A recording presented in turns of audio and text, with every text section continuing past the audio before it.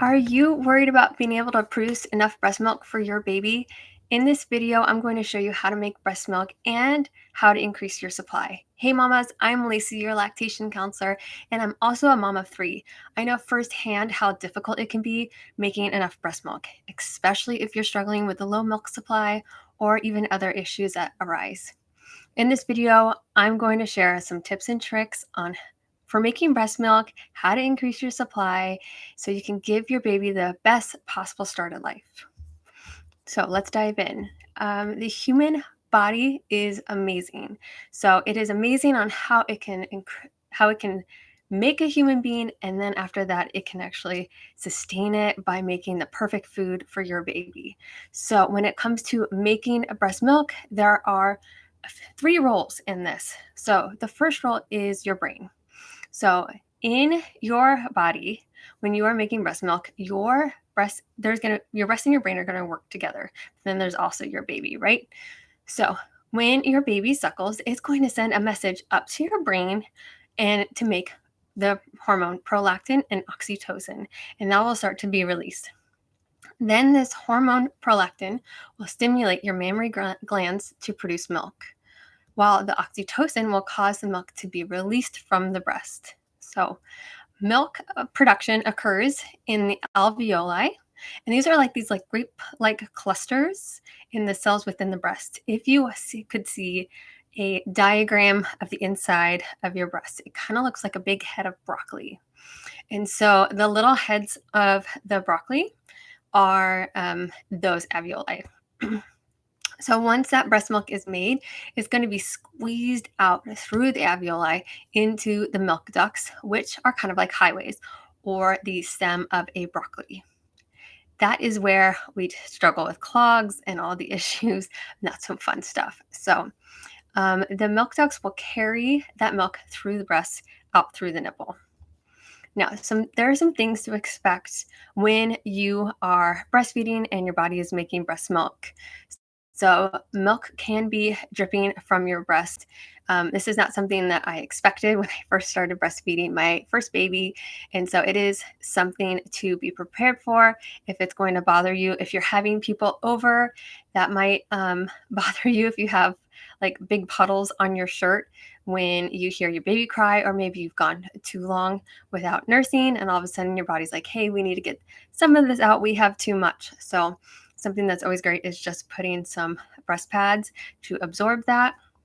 And then also, when your baby is new and you are freshly postpartum, you will feel a lot of uterine cramping when you are putting your baby to breast. These are just the first few days after you give birth, but it is your body making your uterus back to its original size. It has obviously expanded so much and it needs to get back to that size.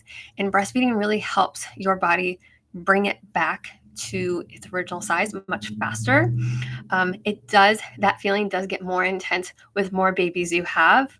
I can attest to that for myself. It basically just kind of feels like more contractions, but it does subside very quickly, and it's nice to get things back the way they should and the way they were before you were pregnant.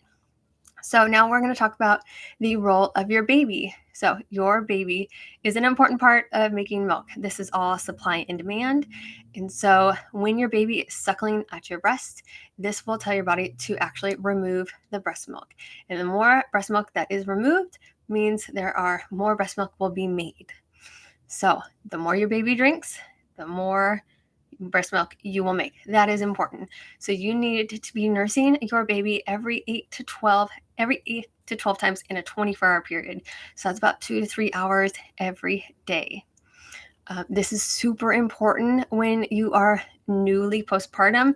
In those first 3 months of life, that will your body will regulate and say, okay, this is how much breast milk we need to make. So if you are not either pumping or putting your baby to breast every 2 to 3 hours, then your body says, okay, we don't need that much milk to be made.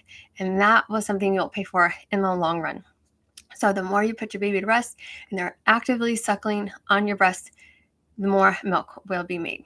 So a lot of moms really worry about a low milk supply, even though most moms do make the exact milk needed for their baby. So let's get into some signs on how to know if you are making enough milk or if you're not making enough milk for your baby. So there are some signs for a well-nourished baby, and these will be that your breasts feel softer after nursing. So another thing to keep in mind when you are beginning breastfeeding, you will feel something called engorgement, and that is when you kind of feel like hard as rocks on your breasts, and they are just very full of milk. And then when your baby has nursed and the milk has been removed, that means they'll feel much softer and much more comfortable. And when your baby is nursing, you will hear them swallowing. It is like the sweetest sound you've ever heard. If you hear your newborn breastfeeding, it's so, so sweet. It's one of my favorite. But then you can also see their jaw moving. If their jaw isn't moving, you know that they're not actively sucking. Another thing to notice with your baby is they feel relaxed after a nursing session. So if they are worked up and hungry, their fists will be very tight. And when they are done and full and happy, their hands will relax. So always check those hands. Also, if your baby is gaining enough weight, so you will always see this. You can buy your own scale if you want to at the beginning and the end of each nursing session, or you can weigh them every week, or you go to your pediatrician or chiropractor.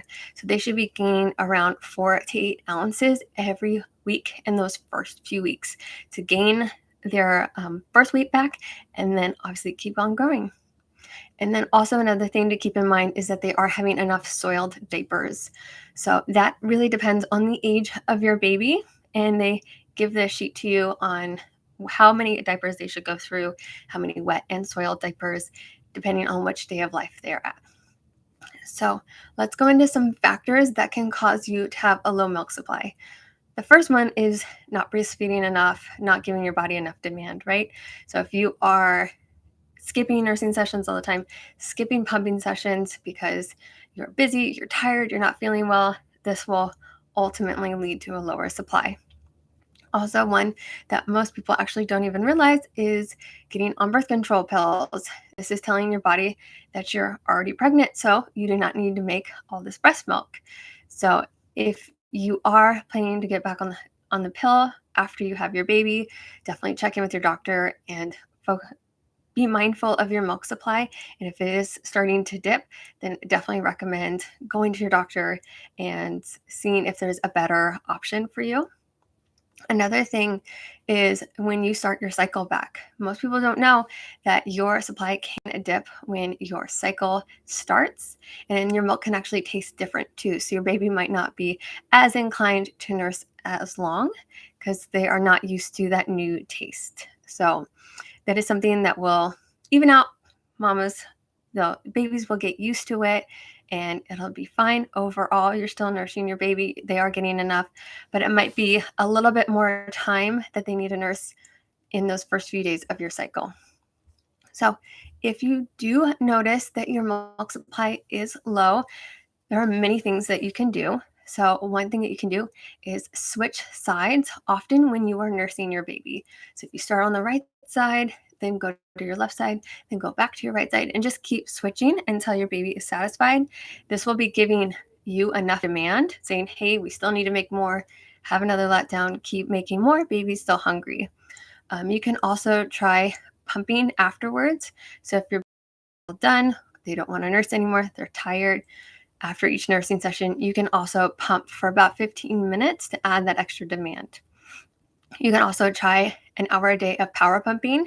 That is when you are doing a pumping session, you take a little break, you do it again, and you're just on and off for an hour. Another thing you can do is triple feeding. So this is when you nurse your baby, you pump, and then you either supplement or you're feeding them through a bottle of your breast milk. And that'll help create that demand, and your baby is able to thrive and get the calories and nourishment that they need. You can also, while you're nursing, do gentle massage. This will help release the milk a lot easier. So if you're having a hard time getting the milk flowing, some people recommend pumping before you start to get the letdown started. Maybe they're not having as efficient time when they are nursing, or maybe you're you're just not feeling, you're feeling a little stressed, and whatever works for you.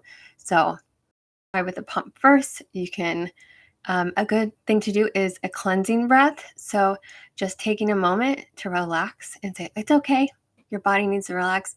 A cleansing breath is amazing for getting your milk flowing and just relaxing. But you can also support having the milk be removed by doing massages and helping that milk release while your baby is nursing before and during the nursing session. You can also put some or warm compresses on you, and that'll help soften everything and get ready to go before you nurse. So those are all of my tips on how to make more breast milk, how to know if you're making enough, and how breast milk is even made. I would love for you guys to join my Boost Your Milk Supply Bootcamp in 5 days. I host it every so often, so go ahead and join the waitlist if you guys are not able to see this one before we start next week. So go ahead and check the link below and please subscribe. I look forward to seeing you guys next week. Bye, guys.